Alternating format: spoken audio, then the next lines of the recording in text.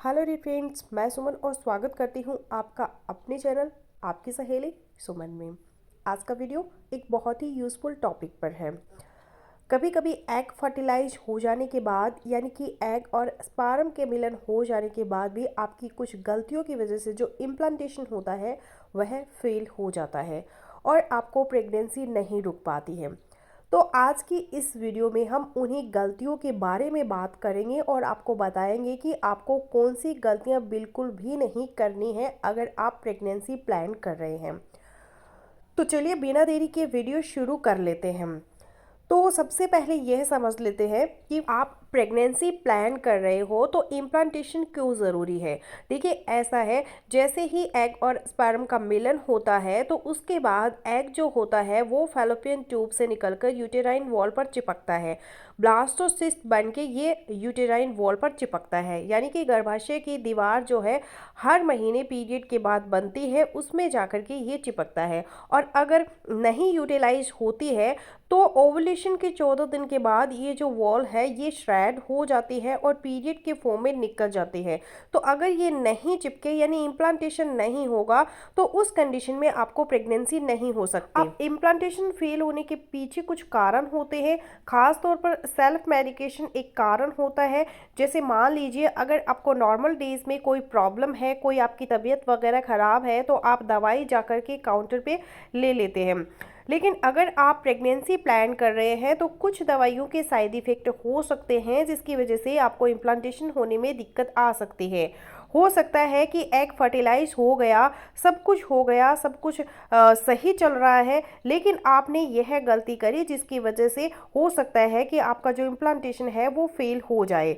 तो आपको कोई भी दवाई बिना डॉक्टर के प्रिस्क्रिप्शन के नहीं लेनी है। दूसरी चीज़, आपको टाउन के बाहर ट्रैवल नहीं करना है। देखिए अगर आप लोकल में कहीं ट्रैवल कर रहे हैं, ऑफिस वगैरह जा रहे हैं, तो वो बहुत नॉर्मल सी चीज़ है, आपको पता है रास्ता कैसा है क्या है। आप वहाँ पर खाना भी अपना खुद का ले जाते हैं, आप लंच भी अपना घर से पैक करके ले जाते हैं, तो आप खा सकते हो। हार्मोनल चेंजेस बहुत हो रहे होते हैं प्रेगनेंसी में, तो इस टाइम पे अगर आप बाहर कहीं जाते हैं तो इसका इफ़ेक्ट आपकी बॉडी पर भी पड़ता है, हार्मोनल चेंजेस जो हो रहे हैं उस पर भी पड़ता है। और साथ में अगर हो सकता है इम्प्लांटेशन हो भी गया हो तो उसके बाद भी हो सकता है कि झटके वगैरह लगे ट्रैवलिंग में, जिसकी वजह से यह जो प्रेगनेंसी चिपक गई थी वो अपनी जगह से हट जाए और आपकी जो प्रेगनेंसी पॉजिटिव होने के चांसेस थे यानी इम्प्लांटेशन हो चुका था वो भी इम्प्लांटेशन फेल हो जाए। तो ये भी एक कारण हो सकता है। तीसरी चीज़ जो आपको नहीं करनी है वो है high intensity workout. High intensity workout में जैसे बर्पीज वगैरह आप करते हैं या आप कोई कोई भी ऐसी एक्सरसाइज करते हैं जिसमें आपकी पेल्विक एरिया पर प्रेशर पड़ता है, पेल्विक एरिया पर झटके महसूस होते हैं, तो आप अगर कोई ऐसी एक्सरसाइज आप करते हैं तो उसकी वजह से आपको जो इम्प्लांटेशन हुआ है वो फेल होने के चांसेस हैं। और साथ में आपकी बॉडी कोई भी नई एक्सरसाइज जब आप करते हैं, खास तौर पर अगर आप प्रेगनेंसी प्लान कर रहे हैं, तो उस कंडीशन में कोई भी ऐसी नई एक्सरसाइज जो आप पहले से नहीं कर रहे हैं उसको अचानक से उसे अपने रूटीन में शामिल ना करें।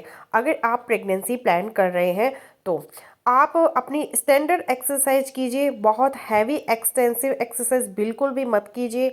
कोई भी वेट आपको नहीं उठाना, कोई हैवी वेट लिफ्टिंग वगैरह नहीं करनी है। अगर आप वेट लिफ्टिंग वगैरह करते हैं, जिम में जाते हैं, डंबल के साथ रॉड वगैरह उठाई जाती है, लेडीज़ है कई बार आप जानते हैं अच्छे तरीके से बॉडी को शेप में रखने के लिए ये सब करती हैं, तो उस कंडीशन में आपको प्रॉब्लम आ सकती है। तो आपको इसको थोड़ा सा अवॉइड करना है। लोअर एब्डोमेन एरिया में आपको प्रेशर नहीं पड़ने देना है। कॉफ़ी और चाय को आपको थोड़ा सा अवॉइड करना है। चाय आप खाली पेट मत पीजिए, आप या तो उसके साथ कुछ खाइए, चाय को सिर्फ अकेले नहीं लेना है, उसके साथ कुछ आप खाइए ताकि बॉडी में अगर एसिडिटी वगैरह बने तो ये उसे कंट्रोल कर सकें। और दूसरा, कैफ़ीन आपको थोड़ा सा अवॉइड करना है। कैफ़ीन की वजह से कई बार कॉन्ट्रैक्शंस चालू हो जाते हैं, जो आपकी यूटेराइन वॉल होती है वो सिकुड़ना शुरू हो जाती है, जिसकी वजह से इम्प्लांटेशन होने के बाद भी इम्प्लांटेशन फेल हो जाता है। कुछ फ्रूट्स हैं जो कि आपको बिल्कुल अवॉइड करने चाहिए, जैसे कि ड्रम स्टंक हो गई या फिर कि रो पपाया हुआ, कोई भी ऐसा फ्रूट जो कि गर्मी पैदा करे आपकी बॉडी में, उसको भी आपको अवॉइड करना चाहिए, क्योंकि इसकी वजह से भी आपका इम्प्लांटेशन फेल हो सकता है। तो आपको इसका भी ध्यान रखना है। और चाइनीज़ फूड आपको जो बाहर मिलता है वो आपको बिल्कुल अवॉइड करना है अगर आप प्रेगनेंसी प्लान कर रहे हैं, क्योंकि चाइनीज़ फूड में MSG या फिर ऐसे टेस्ट एनहेंसेस का इस्तेमाल किया जाता है, जिसकी वजह से आपको प्रॉब्लम हो सकती है। तो अगर आपको चाइनीज़ फूड खाना है तो आप घर पे बनाइए, आराम से खाइए, कोई दिक्कत नहीं है। पर बाहर का चाइनीज़ फूड आपको थोड़ा सा अवॉइड करना है।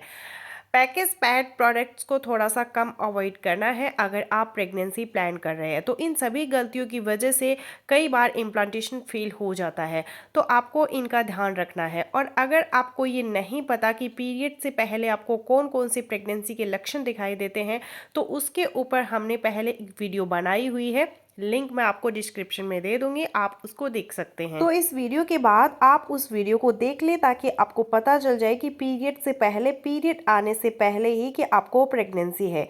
और अगर आप प्रेगनेंसी प्लान कर रहे हैं तो तुरंत आपको डॉक्टर से कंसल्ट करना चाहिए। जैसे ही आपका प्रेगनेंसी टेस्ट पॉजिटिव आता है, टेस्ट कब करना है उसके ऊपर भी वीडियो बनाई हुई है, अगेन उसका लिंक भी मैं डिस्क्रिप्शन में डाल दूंगी। तो फ्रेंड्स, बस यही था आज का वीडियो। आई होपफुली मेरा आज का वीडियो आप लोगों के लिए यूजफुल रहेगा। सो मिलती हूँ नेक्स्ट वीडियो में, तब तक के लिए बाय बाय।